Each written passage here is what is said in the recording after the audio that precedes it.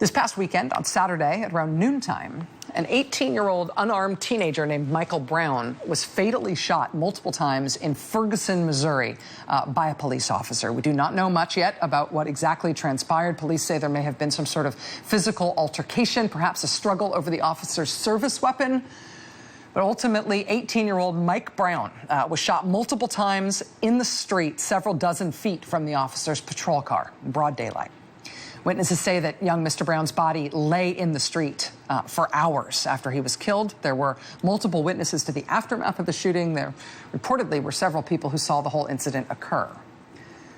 The same day of the shooting, protesters in Ferguson took to the streets protesting the use of force, saying the killing of an unarmed teenager is representative of deeper tensions between black residents in Ferguson and the predominantly white police force in that town. The protesters have been met by a strong police presence in riot gear. It's been an armed response at times.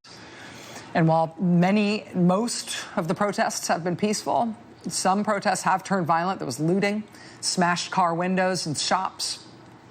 Protests are still going on today in Ferguson, Missouri. And this afternoon, Attorney General Eric Holder released a statement announcing that the FBI is launching an investigation into this shooting, alongside local authorities and the Justice Department's Civil Rights Division, to look into exactly what happened in Ferguson, Missouri this past weekend and what federal civil rights implications there may be.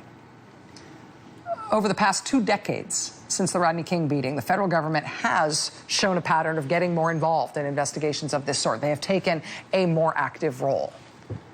Does it help?